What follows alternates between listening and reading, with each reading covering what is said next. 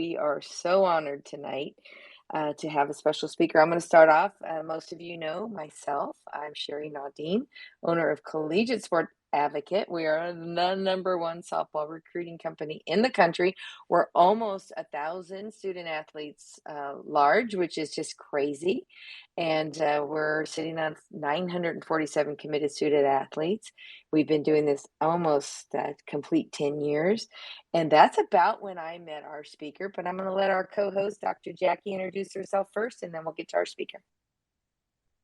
Of course, and thank you. Yes, I'm Jackie Winz.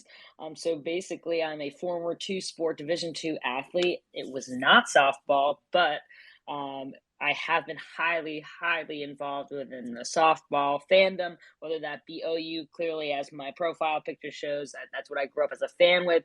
But I host a Tuesday evening that's 5:30 Central, 5:30 Central, 6:30 Eastern time, space that is NCAA softball wide. So I don't just focus there.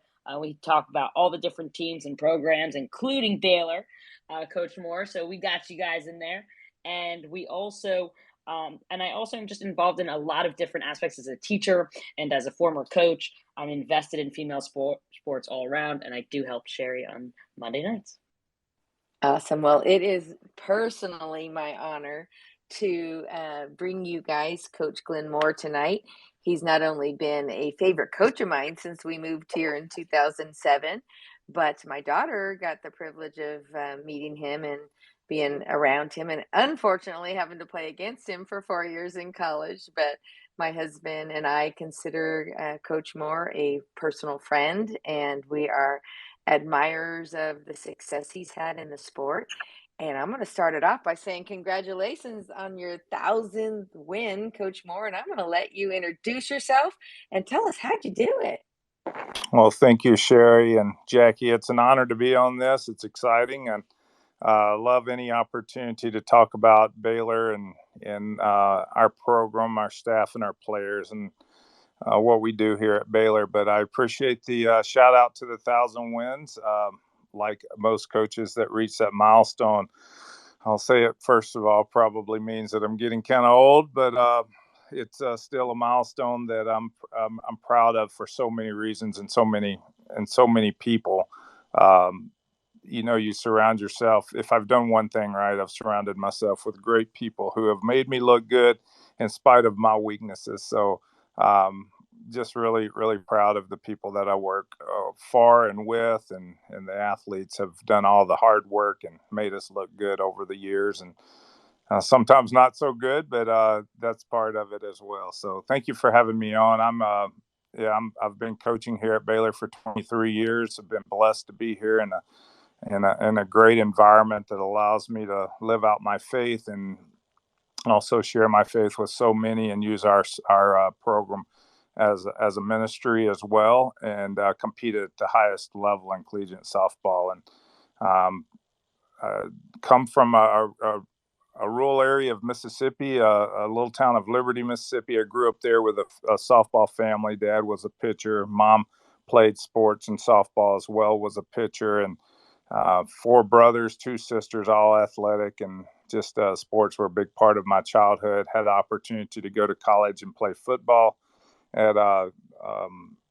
finished up at Northwestern Louisiana, so I'm a Demon, and met my wife there, and she ran track, and finally slowed down enough for me to catch her. And we have two of our own. One just graduated from Baylor. One is playing football over in Mississippi, and then we have had 3 foster kids, all brothers, for the last 5.5 years. So been at Baylor, like I said, for 23 years. So it's a blessing to have been there that long, and appreciate the school and the administration for feeling confident in me to run this program. Love it. What an introduction. And I talked to Coach Moore today, like, do you want me to do the research and introduce you? When I looked at the internet, the amount of content that is written about Coach Moore is quite amazing. So For those of you who want more details, I'd love it. But I want to recognize that you're one of only 11 active coaches that currently holds that record of 1,000 wins or more. It is really, really difficult to get to. So I know that that's been an amazing accomplishment. Is there one personal proud moment that you can think of that really resonates to, what you love about coaching or what's brought you here today? No, Sherry, there are many moments that I can point to that on the field that are just stand out above the rest, or are with the top moments. But my proudest moments are, without exception, being able to share my faith and leading my players and helping lead my players to Christ. And this is a Christian school, but Baylor's the largest Baptist school in the world, and they allowed me that platform here. And we do that through camps and through our programs. And to me, when all's said and done, the trophies and the championships on the field pale in comparison to life-changing experience and eternal decisions. So those are my greatest moments. When all is said and done, nothing else matters at all. So having said that, I don't know that I can point to one, because even the teams that have underachieved from an outsider or a fan's point of view have been some of my most successful teams in overcoming adversity through injuries, or just really coming together as a team, and going through the storming together and finding out that it is a microcosm of life when we play these games on a field, on a court, in a gym. These are microcosms, and how we deal with these and the lessons we learn will help us later on in life. So I love hearing from my players that have had success in life and have made it through struggles. And I think those are lessons that we were able to help them maneuver through here. But we've had some great moments. We've been the underdog in 3 of the 4 super regionals that we've advanced to the World Series. Those are all great moments. Beating teams in other venues that are really tough. Those are great moments. Watching kids that are struggling find success and figure things out. A lot of small victories in those things. So just really proud. We came to Baylor in my wife and I came over in 1999 from LSU to look at the new facility Baylor had committed to building. And 6 months later, I was hired as head coach here in the summer of 2000. Have been here ever since. But just seeing the commitment, Baylor. A lot of people don't realize that Baylor really set the mark, or set the bar for facilities, and committed to building one of the top facilities at the time. I think the top facility in the country, and all the schools that were building facilities would come look at what we had done. We were the first school to have a video board.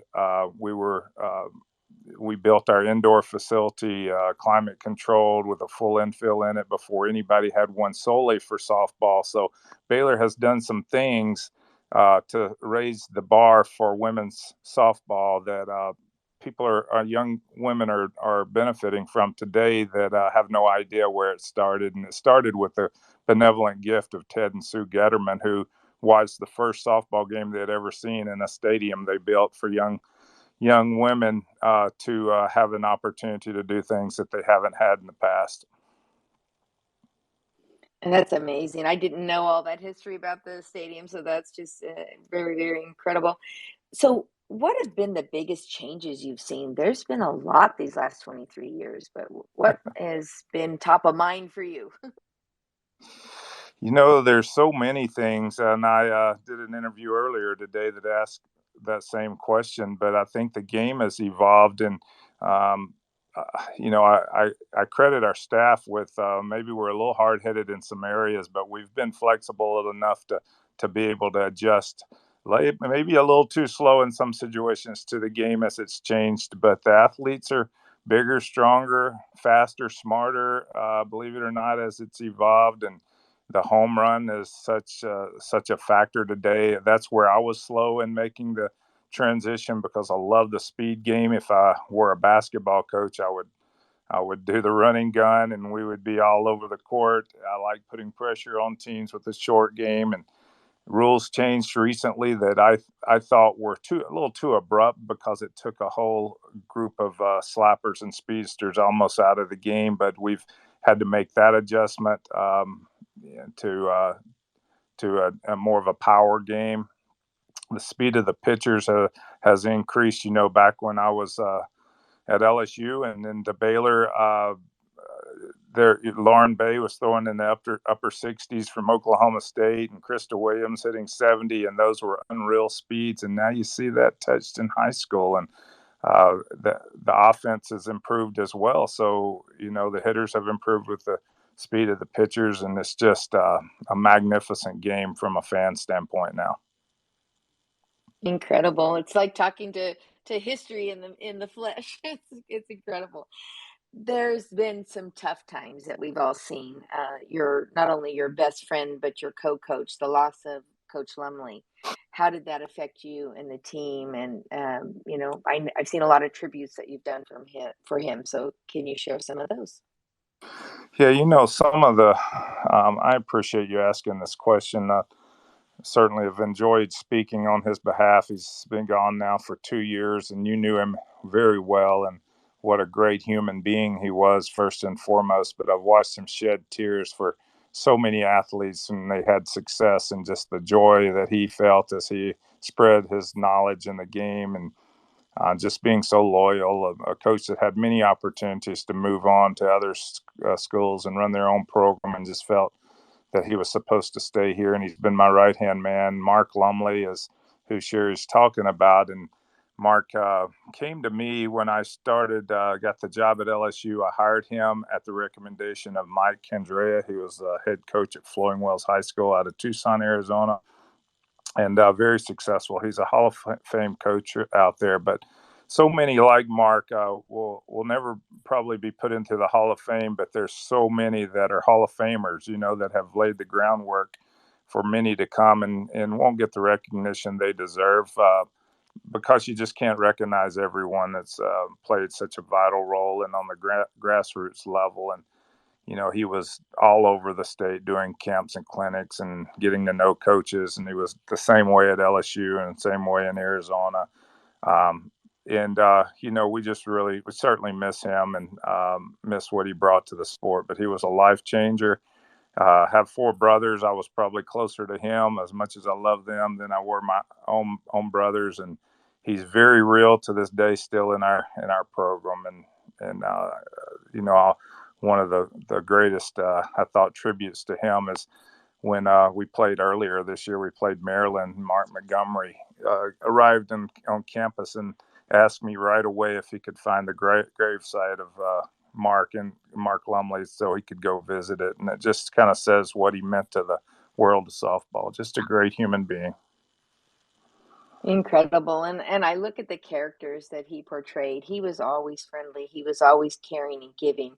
He invested in people individually. He would see a lot of us in the sport, just randomly, but he knew our names and our children and, what was passionate and meaningful to all of us. I had several great ballpark conversations with him over the years, and just it was such a loss to all of us. In thinking of his character, I didn't mean to interrupt you. Did you have something there? No, I was just going to agree. I was going to agree that he, when I was at LSU back in the old days, we had phone logs, and you would go to the office and you'd make phone calls to coaches and beat the bushes to try to find recruits. And his 45, 50-minute, hour-long conversations way up into the wee hours of the morning, I had to almost run him out of the office because he knew everybody, loved everybody, and we dearly loved his athletes. So I just appreciate you bringing him up. Incredible. And when I think of his character, it makes it flow right into my next question, which is, what's the type of character that you look for in student athletes? I mean, at your level and with your reputation and success you've had, what are the characteristics that are most meaningful to you as a coach when you're looking for a recruit? It's a fine line between that competitor and that selflessness that you want in an athlete, and it's hard to get both of those. But we have a motto that our athletic director gave us. Everybody's required to have it on their desk, and it's a plaque that says, "It's amazing what you can do when no one cares who gets the credit." So, if I could find one quality that I would want in all my athletes, with today's society being such a me society, we all get caught up in it and wanting the praise. If I could get those athletes that played for the love of the game and just the joy of smelling the cut grass and getting a little dirt on their hands and the laughter and camaraderie and the bus rides and all those things that go into the joy of being an athlete, and not caught up in all the stats and the things that we typically praise and are required to be an All-American and get all the praise. Those are the ones that I really want. I want those that just love the sport. They're competitors, but they're going to give it all they have, Sherry. And then when all's said and done, they're going to support the cause, and the cause would be greater than them. So those are the athletes I would want. Those are not all the athletes that God sends me these days. So, and I'm human too, so I get caught up in that myself. So it's constantly a tug of war between good and evil, maybe, and you try and hope that good is what we're able to teach and become ourselves.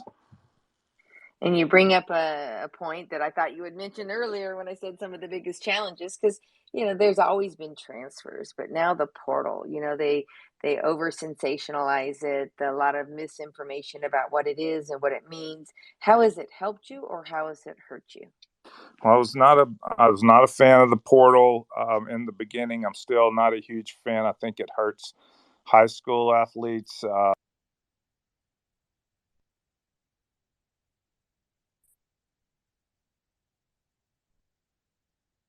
Something better. We've grown to that point, but if you want to move up and play higher, I certainly don't encourage that. But the teams that you look at, the teams that are in the World Series, and more often than not, you're going to see the majority of their impact players have been players that have been at other programs, and it's really hard for coaches not to take a look at the portal and see those kids that have performed at the highest level already versus those that they think can perform at the highest level. We, out of default, had to move into the portal because we had kids looking for greener pastures and more playing time and opening up positions. So, has it helped us? Absolutely, it has. We're at a little disadvantage because of our transfer rules into Baylor. We can't really get anyone into, and once they're entering their junior year, it's hard to get them eligible with the hours they lose to come to Baylor until they become a graduate student. But so a lot, we have several that have really been impact players, and many of those are more appreciative the second time of the things that maybe the glitz and the glamour on the recruiting visit is not quite as important as it was the first time around, the second time. So those athletes that we have that have come from the portal have been much more appreciative than the ones that come straight out of high school in here, for the most part. Not the rule of thumb always, but for the most part, we've seen certainly some benefits, to my surprise.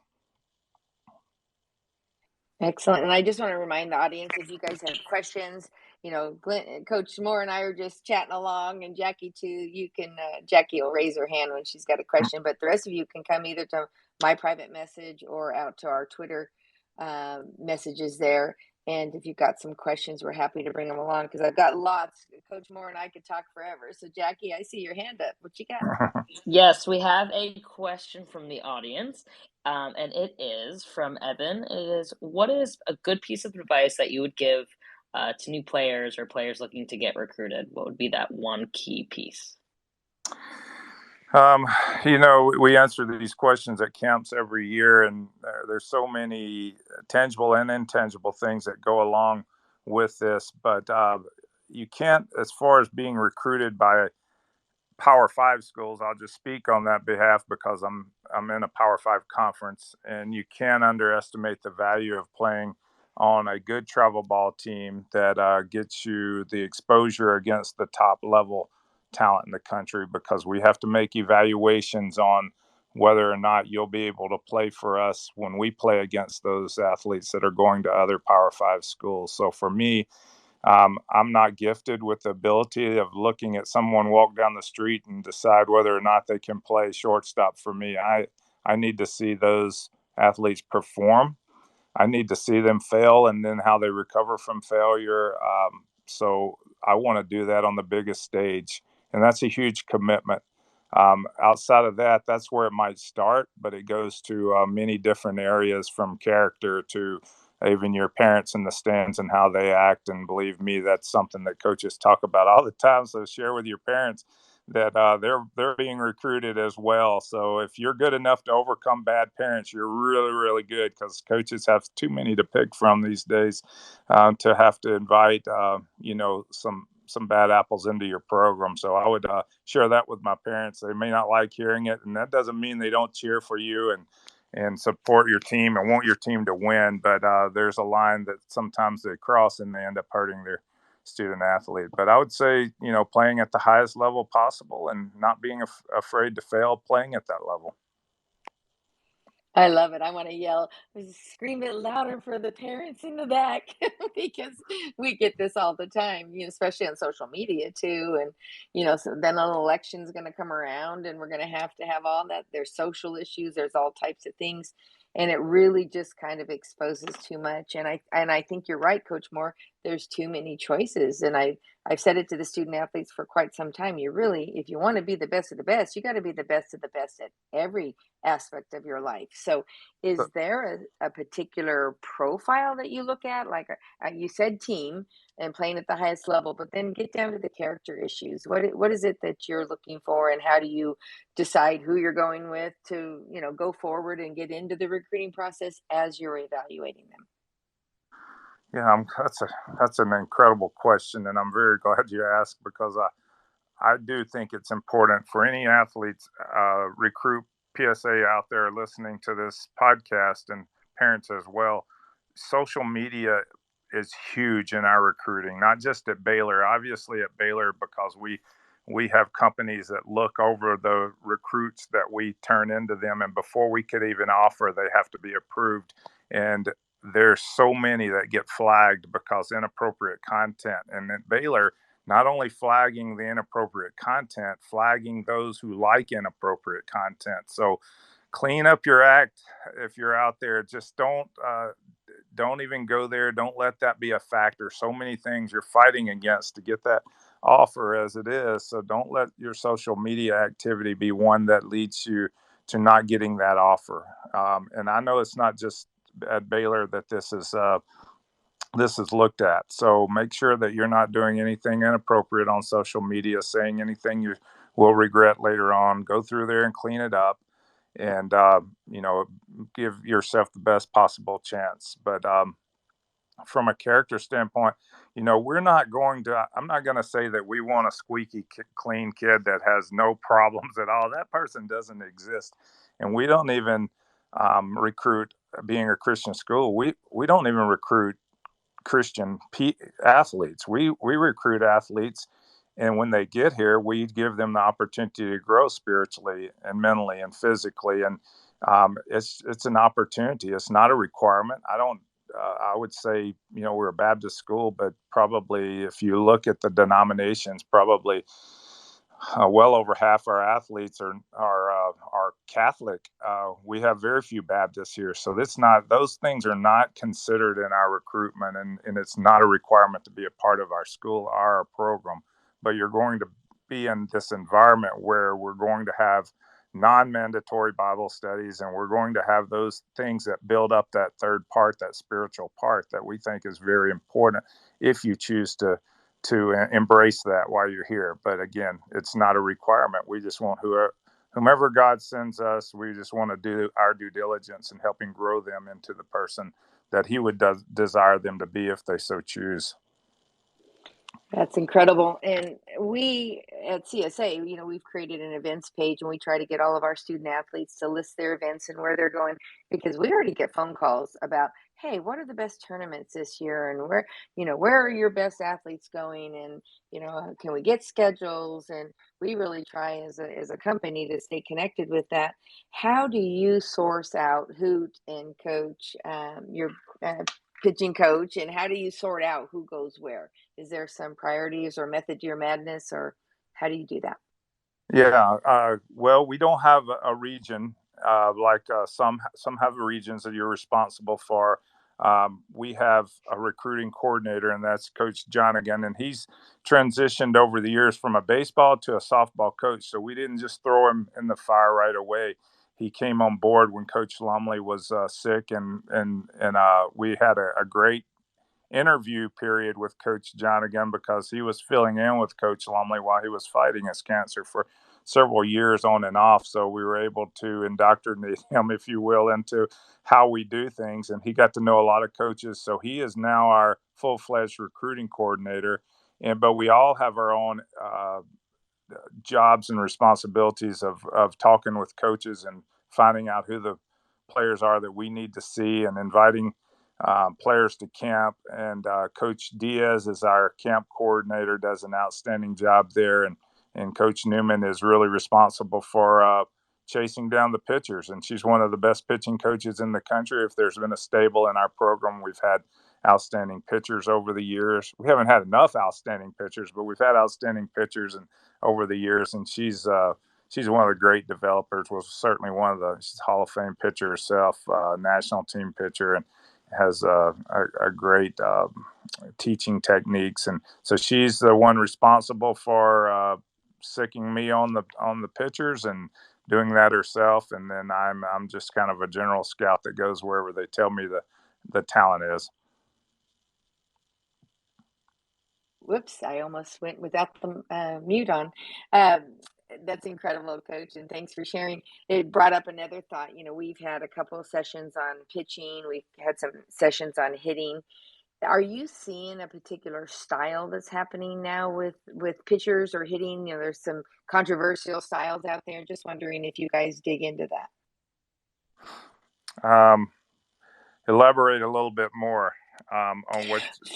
So there's a controversy in the hitting style with kind of a launch angle style. You'll see a couple of the coaches really come from, you know, the baseball side of it, and they're really cutting it up and under. I don't speak that language, but that's kind of what they say. And then on the pitching side, there's kind of a drag and finish, and then there's kind of and you know, Mike White does one differently than the head coach or the pitching coach at Tennessee. Are you picking particular styles when you're recruiting or not? I see where you're going with that. Now, you know, I've been doing this a long time, and I've seen those catchphrases come and go. I won't call a name, but a coach that won a national championship one time was teaching a type of hitting style that the whole country seemed like tried to adopt. And I won't tell you the style because it'll give away who I'm talking about. 2 years later, his team was no longer doing that, and we asked why they changed their style, and he said, "I don't like it anymore." You know, but if you've got great athletes, you can convince the whole world to use a different terminology or talk about launch angles or the analytics of hitting, and it'll be popular for a while. There was a team that won a national championship and talked about using a lobster, a tennis ball machine at the convention the next year. That was one of our biggest exhibits. People were buying the lobster. So, you know, I think we're more traditional than most schools. We're going to stay with what we know has worked, and probably sometimes, like I said earlier in the broadcast, to a fault. But we're not going to be hot and cold and go with the change of the wind with all of that. You know, the launch angle is probably generating a few more home runs. You know, so I get all that. I get where people are coming from. When you come up with a new phrase, you're gonna have some catchphrases that people are gonna love to hear and start using with their programs, and that's all good. That means people are talking about the sport. People are studying the swing and they're studying the pitching. But for us, we're going to be more traditional with what we teach. Coach Newman is not going to change our pitchers into robots. They're not going to look the same when the next one comes out of the bullpen. Obviously, basic fundamentals. If you're a drop ball pitcher, getting on your front foot over the top of the ball, pill drops, rollover drops, staying behind the front foot, the stride length, and all of those things. Stride direction is pretty basic. We sometimes make this sport more complicated than it has to be, and sometimes through terminology. I remember, Sherry, when I started coaching, I found, I'll use his name, Gary Ward at Oklahoma State was one of my mentors, and I watched his clinics, never went to one, but watch his clinics on tape. And I remember I've used this with camps many times for the very purpose of how complicated we can make things. And it took me a year to memorize this phrase so I could use it at camps. And he said to a group of 12 to 15-year-old boys, he said, hitting is the sequential unlocking of levers to maximize force in a given direction. It took me a year to figure out how to say that, another year to figure out what he meant. So I was thinking he probably lost about 95% of those guys when he said that. Not to criticize Coach Ward, because he's a phenomenal coach, and learned so much more from him. But that taught me that the old keep it simple, stupid philosophy was probably going to be my best bet in coaching. So try to not make it too complicated. It's not a hard sport. It's hard to hit a round object with a round object. I get that, but I think sometimes we make it a little too complicated. But overthinking and thinking through things is not a bad thing. We're trying to better the sport, and it's come a long ways in the nearly 30 years that I've been coaching. Jackie, go ahead there. All right, so we have some questions from the audience. One question focuses on mindset, and it says, how do you control your mindset? So I'm assuming this is an athlete that's talking about the mindset in the game, and not a coach controlling my mindset. But correct. So I struggle controlling mine. So I'll focus more on the athletes.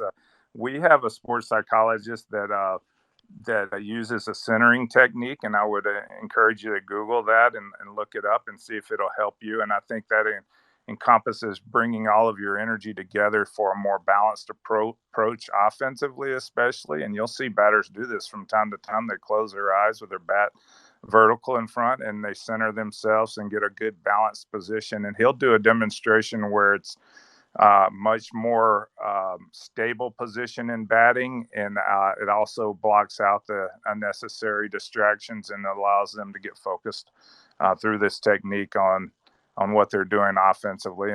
And on defensively, we have some of the simple techniques that's been used with Ken Revisa and Jeff Jansen and all those great psychologists over the years of focusing techniques and emptying the trash and getting rid of the garbage and moving to the next what's important now situation, rather than carrying a poor at bat out on the field and now compounding the mistake by making an error because you're still thinking about it. The game is a game of failure. That's not just a cliche. That's not just sports. That's life as well. So if we can learn how to deal with that failure, we're ultimately going to be the most successful. Absolutely. I mean, this sort of goes along the line of that type of thinking with mindset, but it comes from an 11-year-old. What kind of response are you looking for when a player makes an error? Yeah. Well, I'm glad you're thinking along those lines. That's a great question. I want to see mistakes made when I'm recruiting. I want to watch a recruit make a mistake and how they deal with that and how their attitude. I want to see if they're going to sulk and keep their head down, or if they're going to turn their attention to picking someone else up, and more importantly, when their teammates make a mistake, how they're going to pick them up. So again, it does go back to what I said earlier. It's a game of failure. And if I think I'm going to only recruit athletes that have never made an error, then I'm not going to have anyone playing for me. We're going to all make mistakes. I'm going to make mistakes as a coach, and I have to practice what I preach because my athletes are watching me. And I'm a big believer whenever I make a mistake. And even when I ask a player why they did something wrong when they didn't, and I see it on film, if I get onto a player in an open setting when everybody else hears, I've got to apologize to that player in front of that same audience. To me, that gives you more credibility as a coach. So owning that mistake as a player, owning that mistake as a coach, helps you move on from it, learning from it. I missed a layup when I was in the 10th grade that cost our team a game by 1 point, wide open at the buzzer, left-handed layup, and I was right-handed, and I owned it. I went home and I probably did left-handed layups for 2 hours into the night, and just try to get better from those mistakes. Awesome. No, absolutely. It's so important, especially when you're out on the field, to ensure that you keep that mindset in check, but also watch your reactions. And it's also can be contagious, right, for your team. And so it's important all around. So it's awesome. We also have this question here. What's a good exit velo for college hitting? Mm. Uh, Coach Jonigan needs to be on here for that to see what a good exit velocity. I think you've kind of caught me off guard with that one. It's I think we have what Sherry, you may know what the college exit velocity limits are. Is it 98 miles an hour? Obviously, uh, that's the tested velocity, but I can't answer that exact question right Yeah, now I would because I I don't would look at those refer you analytics guys, very often. yeah. I would refer you guys to some of the people that do the measurements, like On Deck, and some of the Rapsodo and some of those websites that really study the measurements. What I've seen is an exit velo of a hitter in the 70s. So kind of, as they're going through the evaluation process, right? Because I'm usually on the front side of it. So, trending towards 70, I think is what I hear. But I would definitely ask you to go dig into those metrics because they're out there. And again, I've seen them where their exit velo doesn't measure up, but yet they hit home runs. I know my husband coached a girl that's at Maryland now. If he wanted to hit, he'd bring her in. He'd take her off the bench, and it didn't mean she was going to hit it 220 feet, but she was going to put that ball out there and she was going to hit it hard and make something happen. So I think there's just so much more to it than just the numbers. And I know you young recruits are hearing a lot about the metrics now, but it did bring up another question, Coach. With some of the changes that are coming up, like you've got the opportunity now to have an additional coach on staff, do you think a majority of the coaches in programs are going to be doing stuff like that? And are there other types of things that are coming up that we need to be aware of? Yeah, I think it's great for the opportunity for so many coaches to get in and get their work actually respected enough to get a salary for it. The big divide will come with those athletic departments that's able to afford that. Even some Power Five schools have yet to make the decision if they're going to fund that position.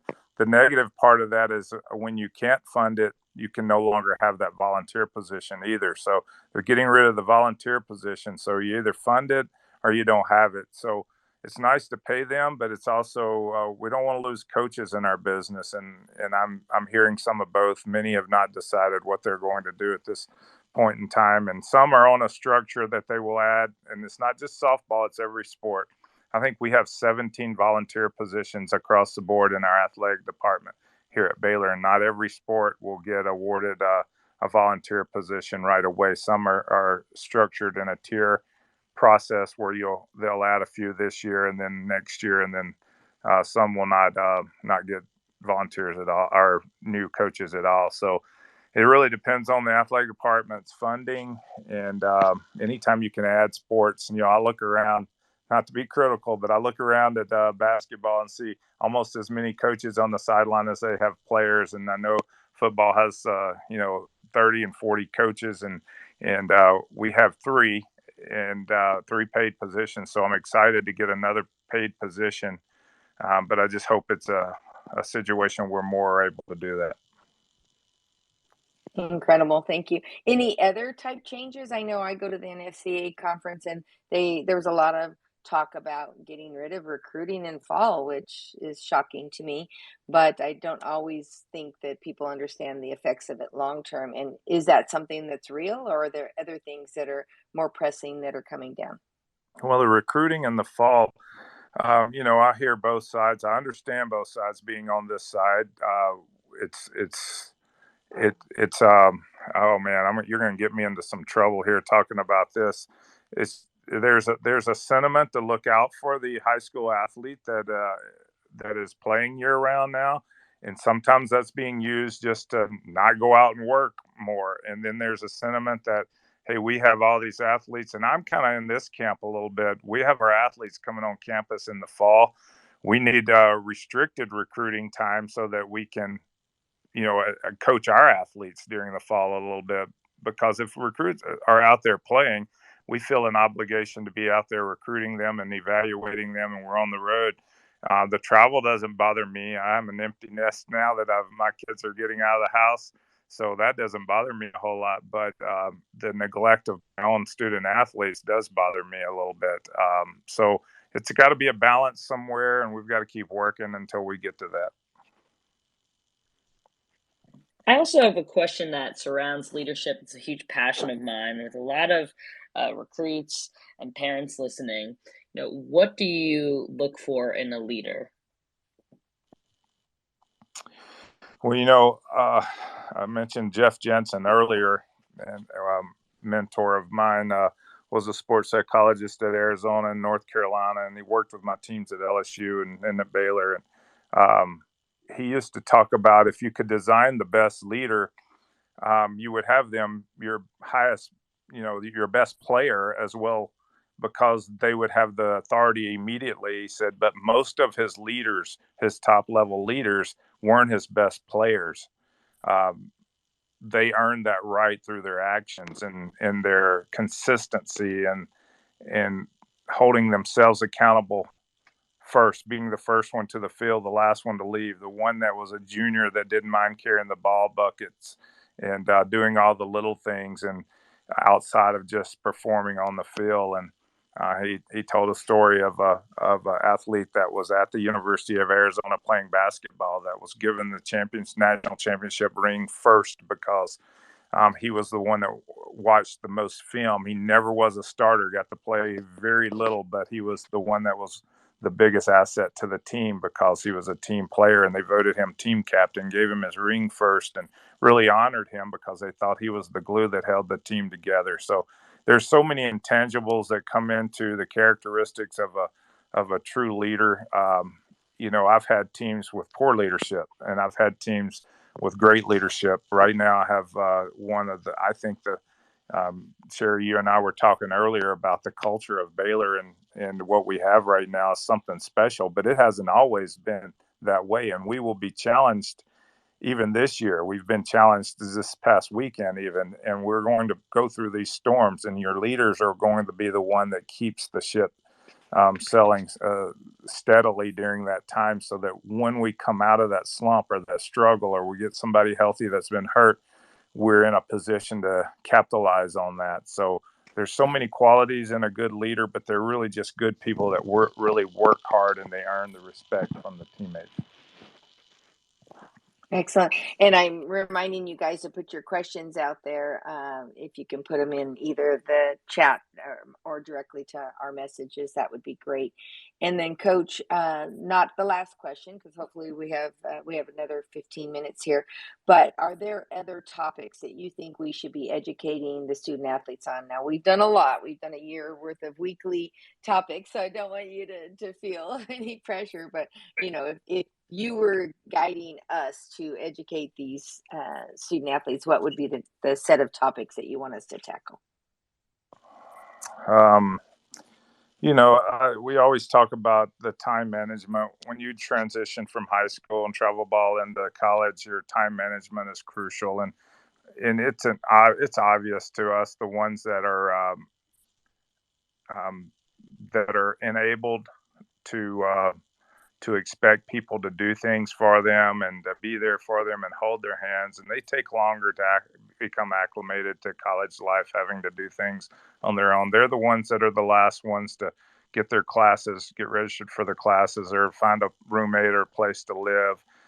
So many things outside of performing on the field play a role in the success you have on the field. And the ones that are the more organized, not necessarily the best students. I've always said I like coaching the C students better than the A students sometimes, because they're the ones sometimes that have to work the hardest for what they get. So it's not always the best students.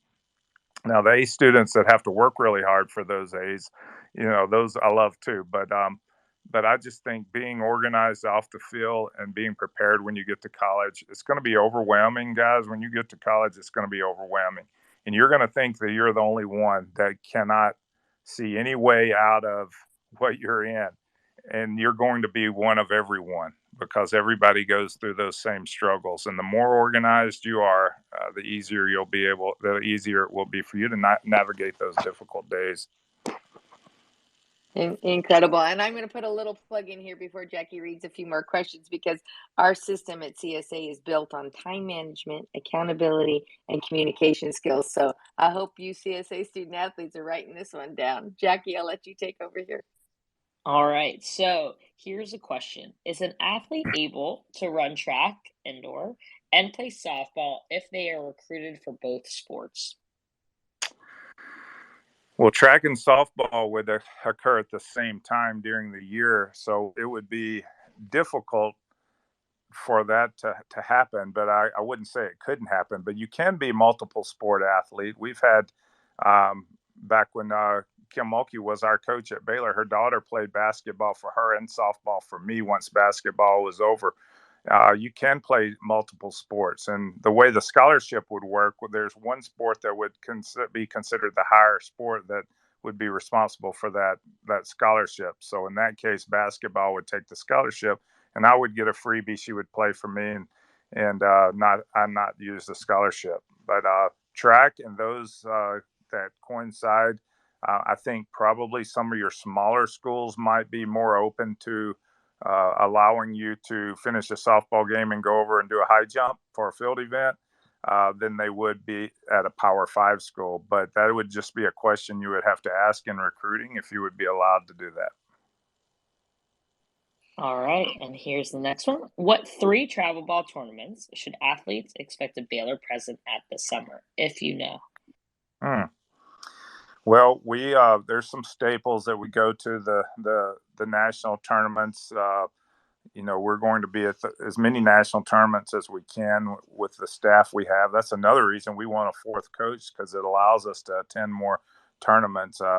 We attend Colorado, although I know that's extremely expensive for teams to be out there, and that commitment is huge financially. But that's one that we're going to have our whole staff at every year, and working from top to bottom for a full week out there. And we're going to try to get the early in-state tournaments of Texas, Oklahoma, Louisiana earlier in the summer, and that's when we do our camps as well. And our camps are they fill up fast, but we try to do a good bit of evaluating from our camps, our elite camps, especially when we bring in our pitchers that are in the elite category, or we feel that they've qualified for that.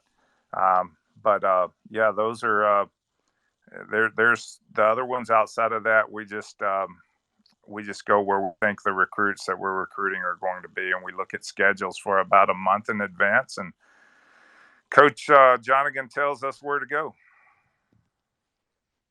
All right, and our last one so far, and feel free to keep going, anybody in the audience. We have, what is the best advice for your team in order to prepare for game days? Best advice to prepare for game days is to start preparing the night before. Sleep is vital. You must get your sleep. I can't emphasize sleep enough. I know that's difficult when you're a student athlete, but nutrition and sleep will prepare you more than you think for the next day. What you eat, when to carb load, and when to eat your proteins. Those are important things. I don't like sleeping late on game days, and you guys that play tournaments don't even know what that's like. I get that, but in college ball, we play sometimes Saturday night, so we make sure that we're up and we eat breakfast in the morning, and then we do a workout, maybe a batting practice. But going to sleep prior to a game, taking a nap prior to a game is terrible. I traveled around with a team called the King in His Court, made a living playing with those guys for 3 years, and we would travel to a city and get there 4 or 5 hours before a game, and if I happened to fall asleep, I could never come out of that hibernation state completely, play my best. So that heightened sense of awareness that you have when you're your best and you're in your zone will diminish whenever you sleep prior to a game. So our nutritionist has told us for years that power naps are okay, but they can't exceed 15 minutes, or you go into that REM sleep stage that you can't come out of quick. Sleep plays a crucial role in your ability to play at your best. Awesome, Coach. I'm going to combine a couple questions here. There's been a lot of things that have been added to the game. The time, the clock. We've had that issue where all of a sudden, we didn't engage, or we engaged the clock instead of the 7 innings. And then a lot of preseason tournaments, they were going to fields that weren't, 200 feet, or didn't have the fences and didn't have the proper things. And even with review and game time video, is there a way that we're going to become more consistent, or do you just choose that when you're going to choose the tournaments that you go to make sure that they have the same NCAA sanctioned rulings? You're talking about travel ball? Well, no, on for your games, for Okay. college games, there's been times when they don't have recordings, they don't have video review, they don't have Okay. fences, they don't have the same resources that NCAA says is a sanctioned rule. Yeah, I get you. I think I think the game is a little slow in that area. You're right, Sherry. But it is, the requirements, and honestly, to be honest with you, that's one of my concerns about playing in Palm Springs. The Palm Springs tournament and tournaments that play on the recreational fields are certainly not the caliber that we play on every day, and a little bit dangerous. And when we're investing the money we're in with our athletes, and it's sometimes you have to weigh the risk versus the benefit of the competition and the exposure of playing in some of those big tournaments. So yes, I'm concerned about that as well. I think we're moving in the right direction. We've made some rules as far as padding and the lighting and things like that they need to be upheld for the safety of the sport. This is a big time sport compared to any other sport. It's a dangerous sport if it's not played on the right in the right facilities. At the same standards that we know it needs to be played at. So I share in those same concerns. I think we're moving in the right direction, probably slower than we need to. Excellent. And I know we're getting close to the end. If there's any other burning questions, I gave a private message to one that asked a very general question that would be probably 6 weeks worth of calls. So I gave her the opportunity to connect with me individually. Is there any other questions out there? People that want to say anything more? Because Coach Moore has been fantastic and you covered more than we even outlined. So I appreciate you going a little off topic here with us, but any final thoughts I think we have a couple more questions coming in, but are there any other final thoughts to how did you get to this 1,000 wins? And are there some key messages to those that are playing the game that would like to get there too? Yeah, I would like to tell your listeners that there are so many opportunities out there, and there's nothing wrong with shooting for the stars, but keep your mind open as far as your options. Uh, your best place, your best school needs to be determined by the education that you're going to live with for the rest of your life. And that may be at a Power Five. It may be starting at a junior college and working your way up. It may be an NAI school, Division II. There's still opportunities and there's still competition. So understand that the schools that you see playing on TV all the time may not be your best bet, and you may not have the best experience there. So keep your mind open, and wherever the good Lord sends you, go sell out to enjoying playing that sport at the highest level possible, wherever you end up. That's awesome. And I want to thank you from the bottom of my heart, from our company, from our listeners here. And I want to put it out there, Coach, is there a topic you think we should cover next? And then I ask the audience the same thing. What does our audience want to hear next week? Any thoughts? Well, wish you'd give me a little more time to think about this and know what you've talked about in the past. I think we've covered quite a few, but I would like to kind of hear some feedback on what parents and athletes think about what is too much. what is too much? We're dealing with more injuries now in our sport than we have in my nearly 30 years of coaching, and it's some of it's freak accidents, but a lot of it is overuse injuries, and that's another concern with the talking about the recruiting schedule. Do we back off a little bit so that athletes don't play as much and wear their bodies out? I could name this pitcher as well, but she pitched 5 innings in 5 games in one day in Oklahoma City a few years ago and was never the pitcher that we had signed the whole time she was in college. 5 games in one day in the heat after getting in the losers bracket.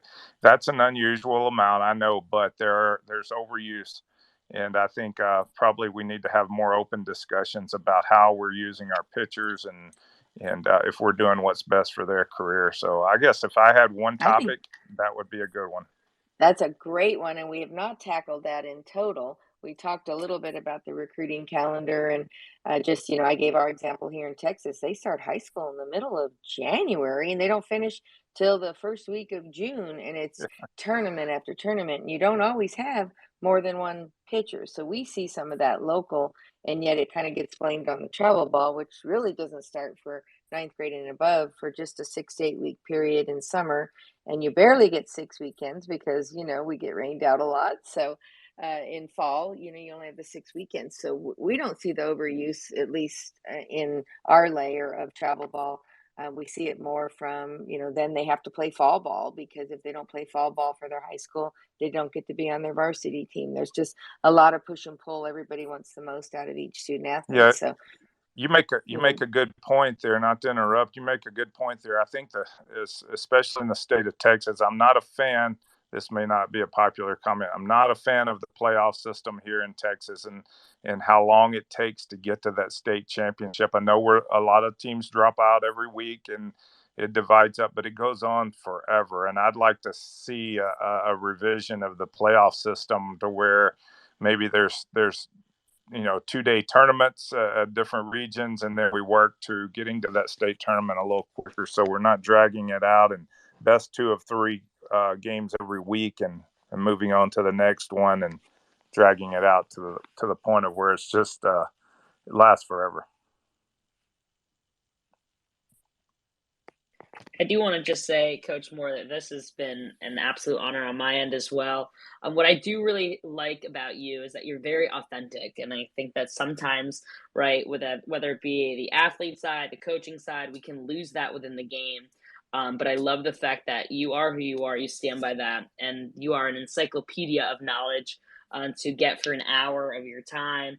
A glimpse into that has been really special, and I hope that the recruits in the room can really take everything that you said into account, because it is a wealth of knowledge and foundational to not only your recruiting, but as a player, you take these lessons and continue with them. So thank you so much for coming on. I greatly appreciate it.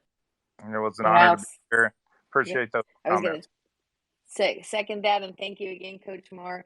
You and your family, many blessings to you guys, and we will see you out pretty soon. And good luck on the rest of your season. We're all cheering for you, and hopefully we'll see you again soon. Thank you, audience. We'll see you next week. We'll try to do a health and maybe injury prevention one. So I'll see what I can come up with during the week. Have a great week, everybody. Thank you, Coach. Thank you, guys. God bless.